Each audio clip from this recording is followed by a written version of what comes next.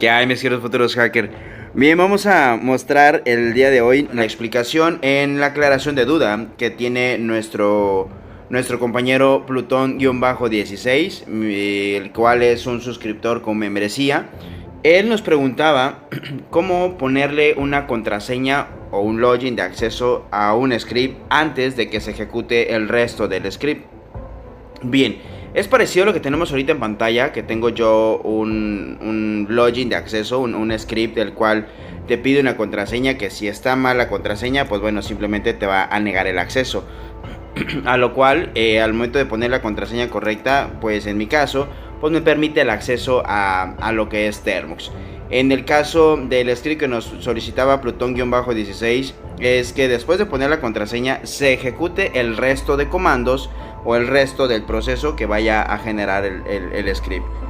Para esto yo me di la tarea de hacer dos scripts. Voy a hacer el contenido de mi home. Vemos que tenemos uno que dice script.sh y el otro que dice finalscript.sh, los dos que vemos en color blanco.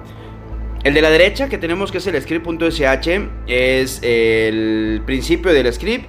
Y el que tenemos que dice final o final script.sh, pues ya es el script último, el final que vamos a concluir. Pueden utilizar cualquiera de los dos. Pueden utilizar el script.sh nada más, o ya con el segundo método o la unión con lo que es el final script. Ahorita que lo vean me van a entender y van a ver que pueden utilizar cualquiera de los dos según el criterio de cada uno de ustedes, lo que quieran realizar. Pero eso ya sería decisión de ustedes. Bien, vamos a ingresar a script.sh. Como podríamos ver, vamos a iniciar primeramente con la línea número 1. Vamos a enumerarlos para ir viendo más o menos la línea. Ok, la línea número 1 es el shebang. Un shebang es la línea que nos indica en dónde se encuentra el intérprete que vamos a necesitar para traducir todo lo demás, vaya, el contenido de lo que es el script. En este caso, pues como está bajo el lenguaje de programación en Bash, podemos ocupar a Bash. ¿Y dónde se encuentra Bash? En /bin/bash. En cuestión de Termux, podríamos poner aquí el raíz, dara, cómputo, Termux, files, usr, bin, bash, ¿no? Toda la liga completa. En el caso anterior, en las versiones anteriores para Termux, así era, teníamos que poner la ruta directa y concreta a donde se encuentra nuestro intérprete. Actualmente Termux ya identifica tanto el /bin/bash como la ruta concreta directamente hacia nuestro Termux, y eso lo hizo con la finalidad de que podamos utilizar scripts que están exclusivamente para distribuciones Linux, para PC, vaya, como Debian, Ubuntu, Kali, etcétera, que en ellos la ruta donde se encuentran los intérpretes es dentro de barra, de que es la raíz, luego bin y luego en bash. Bueno, bin, y dentro de bin están todos, en este caso sería bash. Y ahí van a encontrar a Python, a Ruby, a Perl, etcétera, ¿no? En el caso de nosotros, pues es dara, cómputo, Termux, etcétera, hasta llegar a files, usr, bin. Y pues bueno, simplemente lo que hizo Termux es que podamos leer las dos opciones. Así que cualquiera de los dos shebangs que quieran poner es exactamente lo mismo. Bien, las siguientes líneas tenemos lo que es el conjunto de variables. En este caso las variables las estoy yo determinando para los colores, para no tener que andar escribiendo todo este texto en cada vez que quiera yo cambiar el color. Simplemente lo guardamos en una variable y así nos ahorramos todo el texto. Como aquí, por ejemplo, que tengo el $y, en lugar de poner $y, debería de poner todo esto: el contrabarra 0.33, abres corchete 1. 33m. Entonces, en lugar de poner todo eso y a cada rato, pues simplemente lo guardo en una variable y es más factible para nuestra memoria aprendernos el que sea la Y para poner el color amarillo, que en este caso el Y es yellow, que sería amarillo en inglés. Si ustedes quieren ponerlo en español, adelante, cada quien, pero la sugerencia es ponerlo en inglés. Bien, estamos hablando de la letra R, que significa red, que significa rojo en español. La letra G de green, que es verde. Jog, que también es un verde, pero un verde más fosfo. El glig, que no me acuerdo exactamente de la tonalidad, pero ahí lo pueden ustedes probar posteriormente. La Y, como les mencionaba, es yellow, de amarillo. La B es de blue, que es azul. El M es de magenta. Y magenta o magenta es un color como rosa, como fuchsia, por ahí parecido. El cyan es un color como aqua. De hecho es el color de estas letras, de las letras de las variables. Ese es el color cyan. y la W, que es white, que significa blanco, y eso es para regresar al color normal de nuestra shell, que la letra es el color blanco, ¿de acuerdo? Hasta aquí ya tendríamos la base o el esqueleto de nuestro script.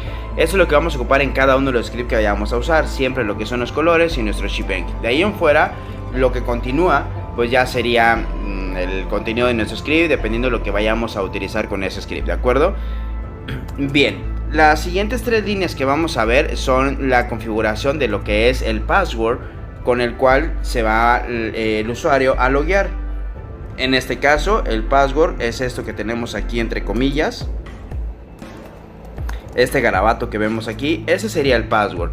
Y está en garabato, como lo dije, pero esto quiere decir que está encriptado, ¿ok? Y está en una encriptación muy sencilla, muy simple, que se llama base 64. Ese es el tipo de encriptación. Ustedes pueden utilizar la encriptación que ustedes deseen, pueden cambiarla. Ya les hablaré posteriormente de tipo de encriptaciones para que puedan ustedes utilizar algunas otras distintas a la que se les haga más conveniente para ustedes. En este ejemplo vamos a utilizar la sencilla, que es base 64, que ya viene incluido dentro de las librerías de Termux, no necesitamos instalarla ni nada. Y les voy a mostrar un ejemplo de cómo se utiliza base 64 en nuestra shell. Ok, vamos a poner, por ejemplo, vamos a poner así nada más, vamos a ponerle IBC Premium. Ok, vamos a hacerle un eco con el contenido de IBC Premium. Y si le doy un enter, lo que va a suceder es que me va a poner ese contenido que está entre comillas en la misma pantalla de nuestro Termux. Es decir, lo manda a la salida estándar que es nuestra pantalla. Aquí en este caso lo que tendríamos que hacer es no mandarlo a la pantalla, sino redireccionarlo a otro lado. Yo no quiero que me lo muestre en pantalla, quiero que lo mande a otro lado, no a la salida estándar. Entonces vamos a poner una tubería y para eso utilizamos el símbolo mayor que, para que en todo caso se vaya redireccionado hacia otro lado. ¿Hacia dónde? Pues vamos a ponerlo que lo haga directamente a un archivo que se llame file. Vamos a ponerle passwd.txt. Le damos un enter y como vemos ya no nos lo muestra en la pantalla porque ya no lo mandamos a la salida estándar, sino lo redireccionamos a un archivo. ¿Y qué sucede? Nos crea un archivo con el nombre passwd.txt o el que ustedes le hayan puesto, y en él se guarda lo que le pusimos entre comillas, en este caso IBC Premium, que va a fungir como un password, ¿de acuerdo? Si listo el contenido, vemos que ahora ya tengo otro archivo en color blanco y dice passwd.txt. Bien, si le hago un cat, quiere decir concateno el contenido de este archivo, le doy un enter y vemos que es exactamente lo mismo que nos había mostrado anteriormente a nuestra pantalla, pero ya como lo redireccionamos se guardó en ese archivo. Ya tenemos nuestra contraseña guardada en el archivo passwd.txt. Aquí, para utilizar a base 64, vamos a llamarlo base 64 y luego ponemos el nombre del archivo, que sería passwd.txt o password.txt, le damos un enter y ¿qué sucede? Que el contenido de ese archivo nos lo encripta en ese tipo de encriptación base 64 y ese sería el resultado de base 64, a lo cual si lo hacemos al revés, ahora vamos a hacerlo al revés, vamos a poner esto pero vamos a redireccionarlo no a nuestra pantalla sino vamos a redireccionarlo a otro archivo y vamos a ponerle encrypt NENC PWD. Ok, vamos a poner así como encriptación de password.txt, nada más como un ejemplo. Ven, ya no nos lo manda a la pantalla, pero si concatenamos el contenido de encrypt password, nos va a mostrar ese contenido que ya habíamos redireccionado anteriormente. Ahora vamos a desencriptarlo, vamos a utilizar otra vez a base 64, pero con el argumento "-d" y el nombre del archivo, en este caso encrypt password.txt, que es el password encriptado. Si le doy un enter me va a dar como resultado IBC Premium. ¿Qué pasó? Utilizó el argumento "-d", que significa decrypt, y decrypt en español es desencriptar. Entonces estaríamos diciéndole desencriptame el contenido de este archivo y ya nos lo muestra en lenguaje humano desencriptado, ¿vale? Que es IBC Premium. Vamos ahora a nuestro script. Y vemos que tengo una variable que se llama file, que se llama archivo en español, file, y el cual tiene un valor que es con $, y entre paréntesis mktemp. En Bash, cuando utilizamos el paréntesis y el signo de dólar, le estamos indicando que se va a ejecutar un comando y lo que va a tener de valor esa variable es el resultado del comando. Es decir, no va a tener como valor el mktemp o el dólar paréntesis mktemp. No, lo que va a tener es como resultado a la ejecución de ese comando. Si ustedes quisieran que tuviera el valor de mktemp, tendríamos que ponerlo nada más entre comillas y así textualmente, literalmente va a tener file el valor de mktemp, pero no necesitamos que tenga ese valor, la letra M, la letra K, T, E, M, P, no, para nada. Necesitamos que sea una ejecución de un comando y que el resultado de esa ejecución de ese comando sea el valor de file. Bien, esto quiere decir que mktemp es un comando. Si lo ejecutamos en nuestra shell, le doy un enter, ¿qué sucede? Lo que sucedió es mk, que significa make, y temp significa temporal. Es crear un temporal. ¿Y qué sucede? Realiza la creación de un archivo temporal. Y como es temporal, nos lo guarda en la ruta donde tenemos nuestro directorio de archivos temporales. Si vieron el capítulo 2 de Termux Tips, van a saber lo que es la estructura de los directorios de Termux y sabrían cuál es el directorio temporal. Así que los invito a que vayan a ver esos tutoriales también. Como podremos ver, nos crea un archivo que se llama tmp. Y un nombre aleatorio. Si vuelvo a ejecutarlo, me vuelve a crear otro. Y como ven, es exactamente lo mismo. Empiezan con tmp. Y lo que cambia es lo que sigue después del punto. Y ya son combinaciones de letras alfanuméricos que agrega también números de manera aleatoria. Si vuelvo a ejecutar otro, me vuelve a crear otro. Sin embargo, son archivos vacíos.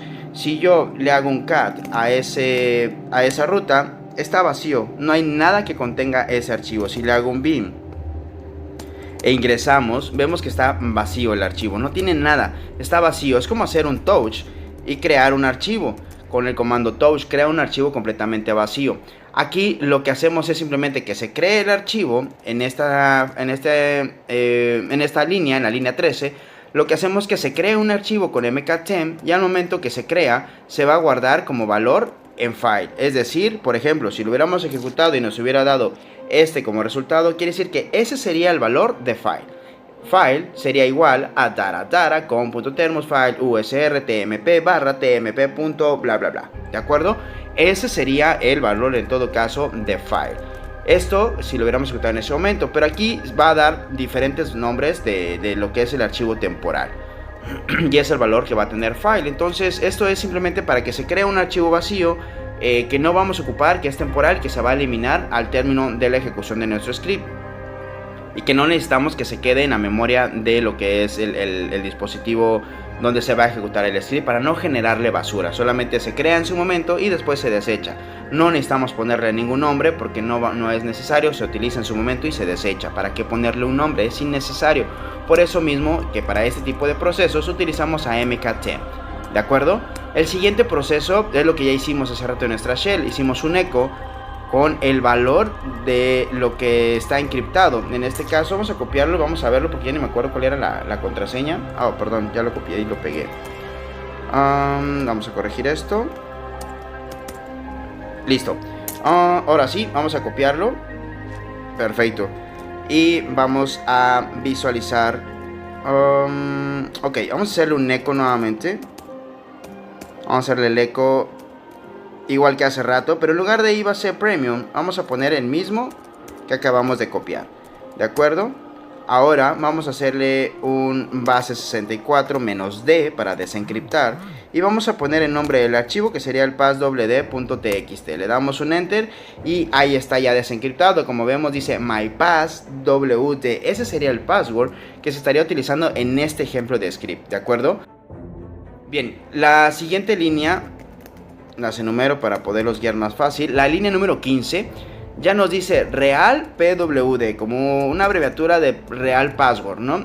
Ustedes pueden cambiarle el nombre obviamente y ponerle algo distinto. Yo lo hago así para poderme recordar, ayudarnos a recordar, pero ustedes, para confundir al usuario, a quien vaya a leer el código, pues pueden ustedes poner otro tipo de nombre a su variable. Eso puede cambiar, la variable son de ustedes deciden. Aquí los colores, si no quieren ponerle red, quieren ponerle rojo, quieren poner lo que ustedes gusten, es decisión de ustedes, ¿de acuerdo? Bien, aquí yo creo una variable llamada real pwd, el cual tiene como resultado, como ven, tiene el símbolo de dólar y entre paréntesis, eso quiere decir que el valor que va a tener es otra vez el resultado de una ejecución de un comando. Y como vemos, estamos ejecutando el comando base64-d, que es para desencriptar esto de aquí arriba, que lo redireccionamos a file. ¿Y qué es file? File, vemos aquí que es el archivo temporal que se creó, ¿de acuerdo? Entonces vimos que guardamos esta llave o el password encriptado, lo guardamos en un archivo temporal de file, y aquí lo desencriptamos dejándole el valor desencriptado a real pwd, ¿de acuerdo? Bien, vamos a continuar. Lo siguiente ya es la interacción con el usuario. Es algo muy sencillo que yo estoy haciendo. Simplemente pongo un printf, y el printf nos ayuda para poner que se imprima en pantalla en el front, print front. Es en el front es el frente, es nuestra pantalla, nuestra salida estándar, y lo pongo primeramente en amarillo. Yo llamo aquí la variable para que el siguiente texto esté en amarillo, y el que está en amarillo dice type password to execute, y ahora sí en español escribe tu password para ejecutar. Después ponemos la flecha y ya nos va a indicar dónde va a escribir el password, ¿de acuerdo? Después utilizo un bucle que se llama el while, es un ciclo while. Y while en español significa mientras. Entonces dice mientras, y ya pones una sentencia. Y esa sentencia, mientras sea verdadera, sea true, es decir, que sí se ejecute esa sentencia. Si esa sentencia se ejecuta, siempre va a proceder con lo que le vamos a indicar. Ahorita, en este ejemplo, dice mientras, y luego llamamos un comando que se llama read. Read es leer en español. ¿Y qué lee? Pues lee la pantalla, es decir, va a leer lo que va a leer el estándar in, que es la entrada estándar, y la entrada estándar es nuestro teclado. Eso quiere decir que va a leer lo que escriba el usuario. Entonces va a leer lo que escriba el usuario, un argumento -s, para que todo lo que escriba no se vea en pantalla, ¿de acuerdo? Se quede en silence. Quiere decir la S de silence, quiere decir que esté en silencio y que no se vea en pantalla lo que esté escribiendo, ¿de acuerdo? Es un password. Los passwords por lo general no se escriben en pantalla, a pesar de que, vaya, sí está capturando la información el comando read, pero en pantalla no se ve. Con el argumento -p, que significa, creo que era phrase o phrases o algo así, no recuerdo si es phrase o phrase. Al final de cuentas es una frase o un párrafo. Lo que estaríamos haciendo con el argumento -p, le estamos indicando que hay un párrafo adelante, y este párrafo es entre comillas, que es donde vamos a guiarle a nuestro usuario en dónde va a escribir. Si no ponemos -p y quitamos esto que está entre paréntesis, el cursor al momento de ejecutarse se va a quedar aquí arriba, enfrente del execute, ¿de acuerdo? Antes donde termina printf, ahí se va a quedar el cursor para que escriba. Yo, para que se vea un poco más legible, se vea mejor, más bonito, etcétera, pues ponemos este -p y una indicación del cursor, ¿de acuerdo?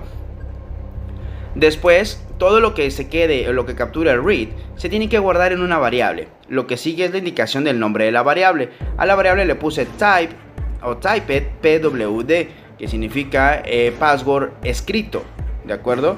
Ustedes le pueden poner cualquier otro nombre a la variable, como les menciono, y todo lo que se escriba, todo lo que se lea por parte del read lo va a almacenar en esta variable. Después agrego un and, dos veces el ampersand, que significa y. Es decir, no nada más vas a hacer lo del read, sino también vas a hacer algo adicional. Por eso le pongo captura la información de lo que es la entrada estándar, y ya ponemos una condicional. Y la condicional dice, si -z significa que esté vacío, ¿de acuerdo? Entonces al momento que le estamos indicando que esté vacío, ¿qué?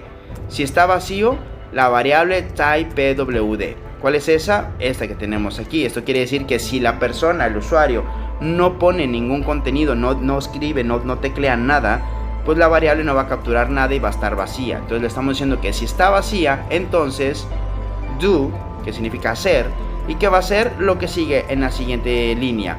Y aquí yo solamente le pongo un continue. Al ponerle un continue, ¿qué va a pasar? Pues simplemente va a continuar. ¿Y con qué va a continuar? Con el ciclo while. Y este ciclo while lo que va a hacer es repetirnos esto de aquí arriba. Se repite el ciclo, vuelve otra vez a la línea 18 y vuelve otra vez a pedirle que escriba lo que es el password, nos aparece el cursor, y si no pone nada y está vacío, es decir, que sea verdadero todo esto. Si esto es true, es verdadero, que está vacío, pues va a volver a continuar con esta leyenda, con esta siguiente instrucción, que es el continue, y otra vez. Constantemente va a estar así el ciclo hasta que forzosamente escriba algo. Ya una vez que escriba algo, nos vamos a salir de este ciclo. Y vamos a continuar con las siguientes líneas. Vamos a la línea 22 ahora, y donde tengo yo otro ciclo while.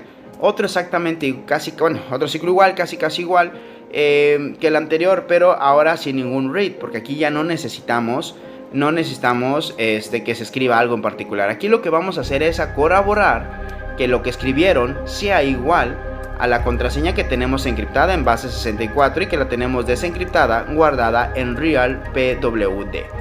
¿De acuerdo? Bien, aquí en todo caso le ponemos mientras esto sea verdad. Entonces, mientras type pwd, es decir, la contraseña escrita, sea desigual, si no tuviera el signo de admiración, sería en todo caso que sea igual. Pero como le ponemos el signo de admiración, quiere decir que contradice a lo que le estamos mencionando. Entonces, en lugar de igual, sería desigual. ¿De acuerdo?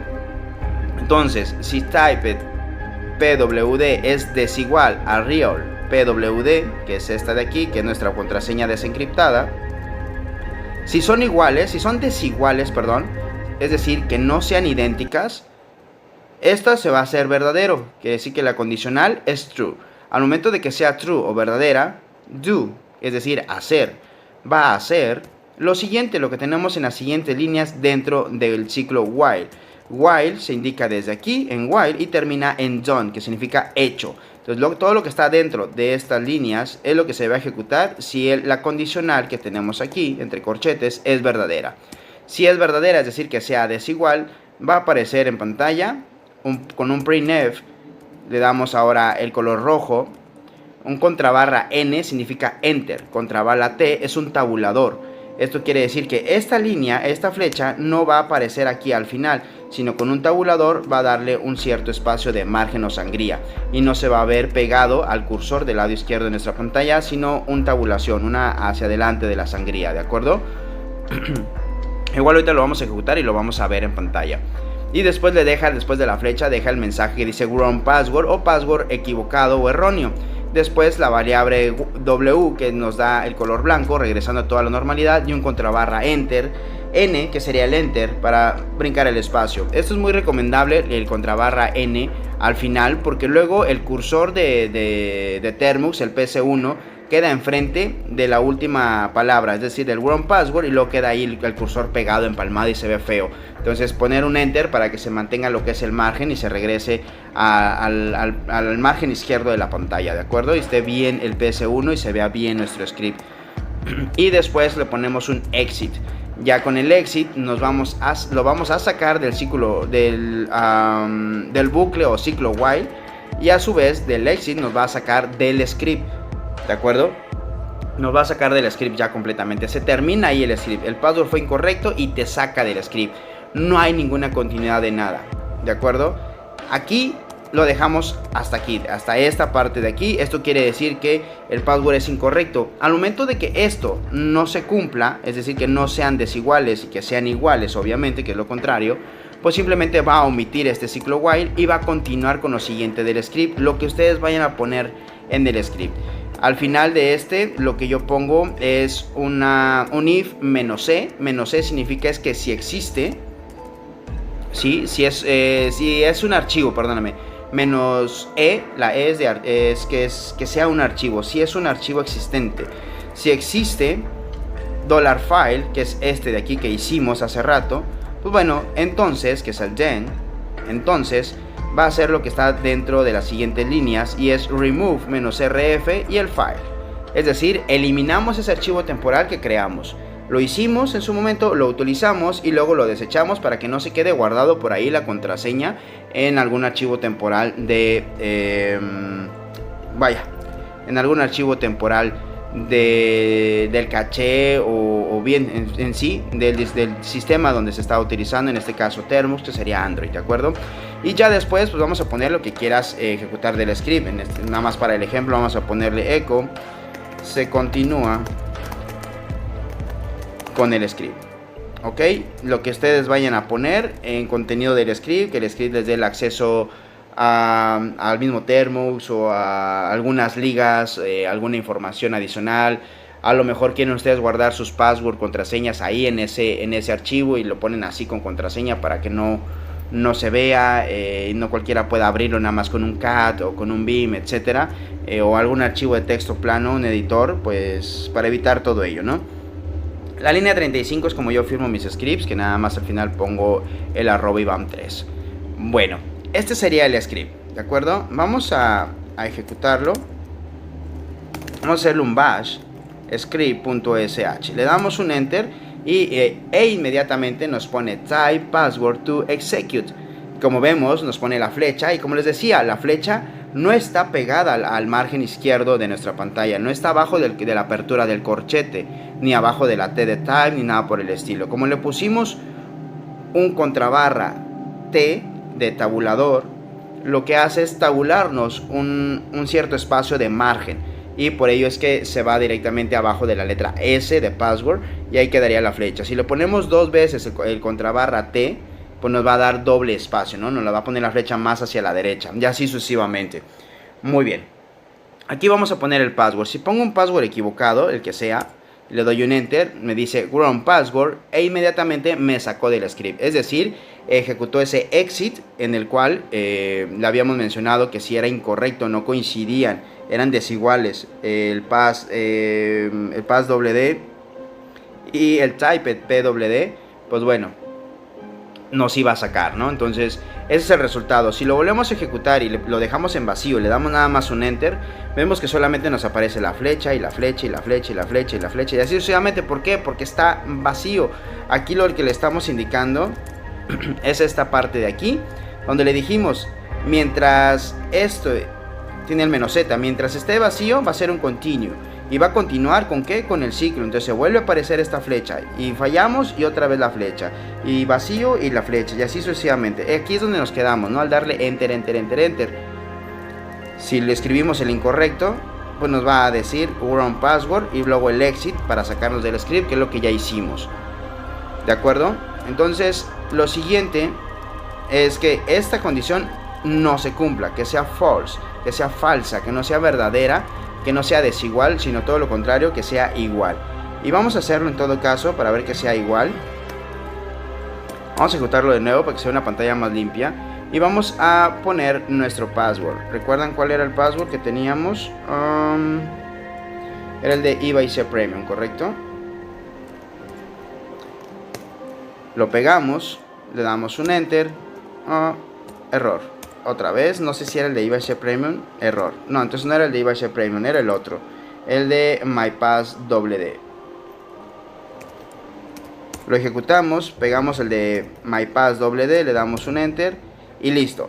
Vemos ya la leyenda que dice se continúa con el script. Y como vemos está en la flecha, después del cursor de la flecha ahí viene toda la leyenda que pusimos, que se continúa con el script, a pesar de que está hasta abajo y está punto y aparte con esta línea.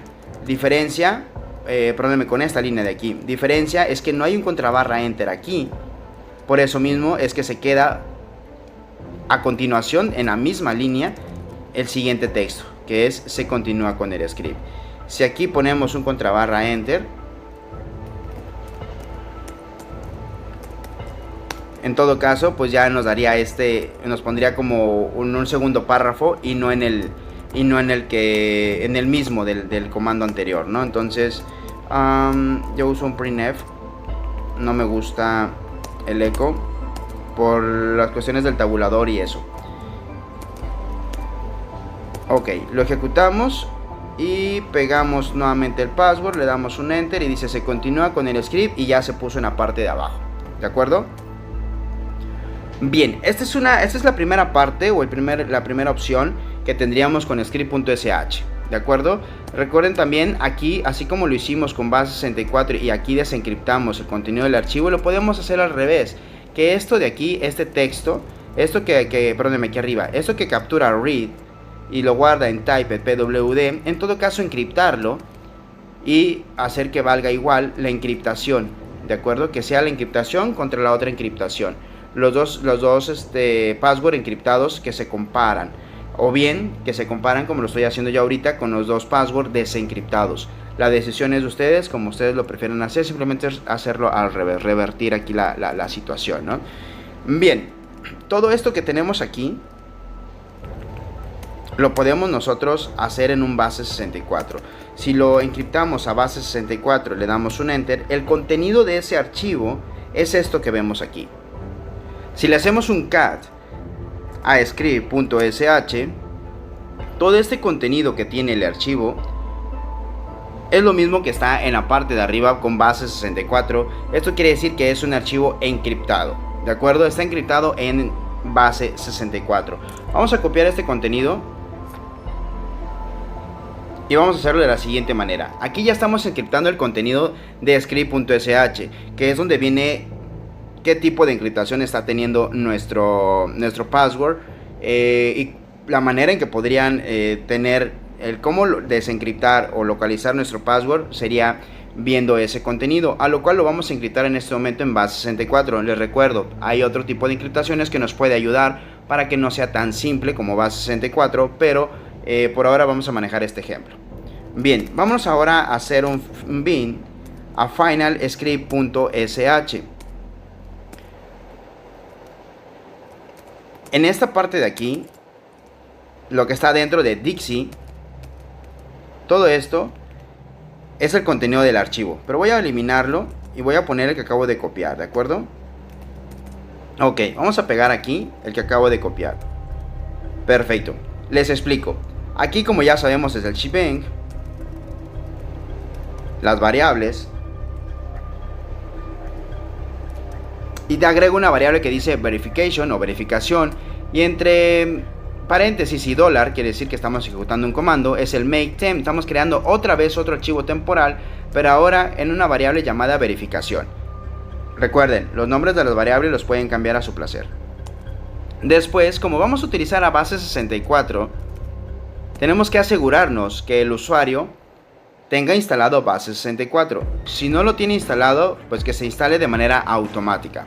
Para ello utilizamos el comando command -v y el nombre del comando, que es base 64. Por ejemplo, en nuestra línea de comando, si ejecutamos como command -v base 64, le damos un enter. ¿Qué sucede? Que nos muestra en dónde se encuentra base 64. En este caso se encuentra en daradara.com.thermosfiles usr bin. Ahí es donde se encuentra el archivo ejecutable de base 64. Ese es el mensaje que nos arroja.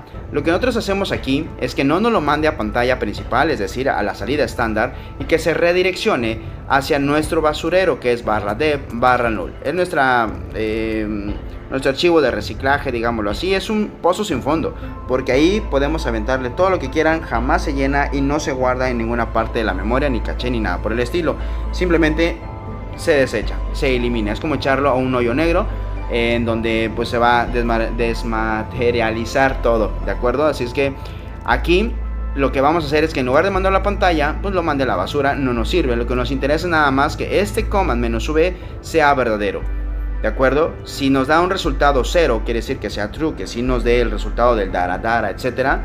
Si nos da el resultado, no va a pasar nada. Vamos a continuar con lo que sigue. Pero si no es el valor es 1, quiere decir que es negativo o es falso.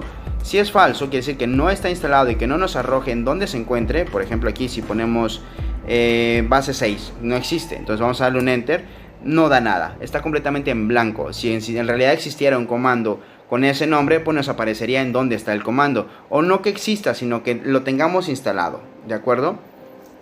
Bien, si no da resultado, va a continuar con lo que sigue. Tenemos dos tuberías que significan, estando las dos tuberías juntas, significa O.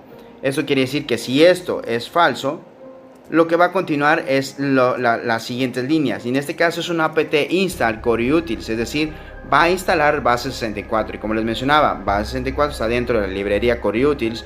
Por ello mismo es que va a instalar coreutils. Le ponemos un "-y" para que en todo caso, por si se hace una pregunta en pantalla, no se tenga que hacer, simplemente se ejecute todo de tajo, sin preguntar nada, no hay interacción con el otro usuario. Esto se haga de manera automática y en segundo plano, sin que se muestre ningún proceso en pantalla. Para eso, todo lo que vaya de la salida estándar lo redireccionamos otra vez con un símbolo mayor que y lo mandamos de nuevo al basurero con un adicional de 2 mayor que ampersand 1. Esto de 2 mayor que ampersand 1, esto quiere decir que también la salida estándar 2, bueno, no es salida estándar, sería la salida err, que es de error, que sería la número 2, ¿ok? La número 2 serían las salidas de error. Si este proceso de aquí genera error, no lo muestra en pantalla, a pesar de que sea verdadero, lo manda a la basura. Si no es verdadero y genera algún error, pues bueno, los errores no los muestra en pantalla. También el número 2, es decir, el error, lo redireccionas al ampersand 1. ¿Cuál es el 1? Es esta parte de aquí atrás, la anterior, en este caso a la basura, ¿de acuerdo? Entonces nos los va a redireccionar a la salida 1, y la salida 1, como la redireccionamos al basurero, pues se va a ir directamente ahí. Por ello es que no mostraría en pantalla ningún proceso, ¿de acuerdo? Eso sería la línea command-v. Perfecto, ya que nos aseguramos que tengamos el comando base64 listo, que sí lo tengamos instalado, vamos entonces a utilizarlo. Y en este caso vamos a llamar a base64-d. ¿Para qué? Para que nos desencripte todo esto que tenemos aquí de encriptación, que sería nuestro script.sh. ¿De acuerdo?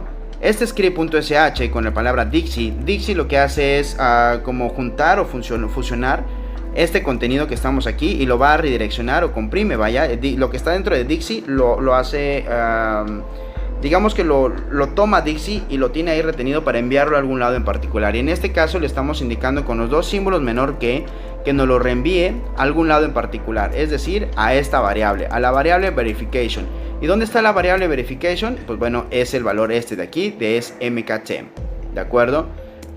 Quiere decir que es el directorio temporal que hemos creado. Se guarda en el directorio temporal y a su vez base64-d lo que hace es desencriptar el contenido que viene dentro de verification, a lo cual pues nos va en el momento en la pantalla, perdónenme, lo que va a hacer es cambiar el contenido de esta encriptación y lo va a poner desencriptado en el archivo temporal que se creó con verification, ¿de acuerdo? Después de ello lo que hacemos es la ejecución con source. Con source lo que hace es llamar, es ejecutar. Entonces, ¿qué va a ejecutar? Lo que está dentro de la variable verification. ¿Qué sería? Pues sería el archivo temporal que hemos creado. Va a ejecutar ese archivo temporal. ¿Qué contiene el archivo temporal? A script.sh que tenemos aquí encriptado, pero lo contiene desencriptado, ¿de acuerdo? Ya una vez desencriptado lo ejecuta.